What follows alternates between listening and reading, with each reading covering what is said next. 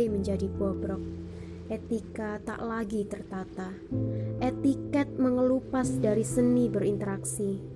Inikah yang namanya kemajuan zaman? Saat laku tak lagi mengedepankan norma. Saat muka terpasang dengan topeng. Saat mental rapuh oleh kerasnya kehidupan.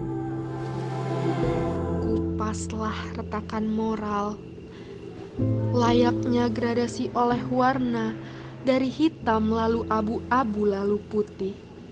Apakah ini yang namanya norma? Saat itulah hatiku merintih.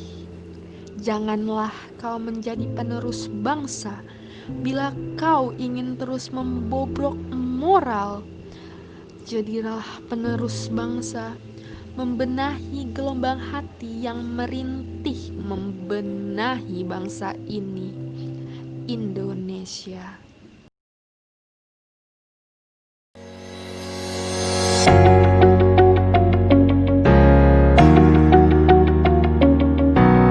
Krisis moral semakin menjadi, khususnya dalam bertutur kata dan berkomunikasi. Lantas, sebagai generasi milenial, bagaimana cara berkomunikasi dan bertutur kata yang baik? Mari kita saksikan pendapat-pendapat mereka. Baju baru di hari Rajo, urang pendek baju takulai. Untuk hadirin sadonyo, salam kenal dari Denai. Assalamualaikum warahmatullahi wabarakatuh. Perkenalkan, nama saya Leni Nuraini, dan di video kali ini saya akan menyampaikan opini saya bagaimana sih berbicara yang baik. Hai Sobat IMC, kenalin aku Briliana. Kali ini aku akan memberikan informasi mengenai cara bertutur kata atau berkomunikasi secara langsung dengan baik versi aku.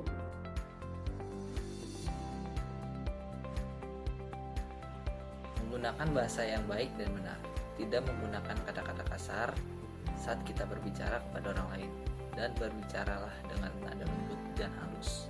Yang pertama, menurut aku, ketika kita berbicara, kita harus menatap mata lawan bicara kita dan harus fokus loh guys. Kenapa? Karena hal itu membuat mereka merasa didengar dan dihargai loh. Yang pertama yaitu kita harus berhati-hati dalam berbicara. Jadi dalam berbicara hendaknya kita harus berpikir dulu apa yang akan kita utarakan gitu. Apakah itu baik, apakah itu bisa diterima oleh orang lain atau tidak. Kemudian tips yang nomor 2 yaitu kita hendaknya berkata yang baik. Namun jika kita tidak mampu untuk mengatakan hal yang baik, lebih baik kita diam saja, seperti itu. Yang kedua, kita harus berbicara dengan jelas dan intonasi yang tepat.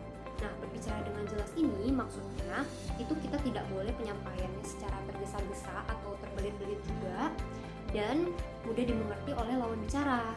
Selain itu, kita harus menghindari suara yang keras dan ketus agar menghindari kesalahpahaman dari lawan bicara.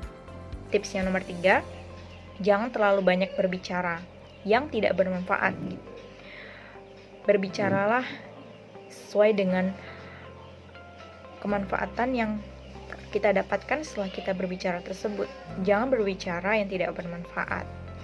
Kemudian dalam berbicara hendaknya kita tidak mencela. Dalam berbicara juga, ini juga mungkin sering ya kita lakukan, namun kita tidak menyadarinya atau kita tahu tapi kita tetap melakukannya, itu ghibah. Jadi ghibah itu membicarakan kejelekan orang lain, itu sangat tidak baik ya. Yang ketiga, kita harus menunjukkan muka kita yang ceria. Kenapa? Karena itu akan membuat mereka merasa nyaman, santai ketika berbicara dengan kita.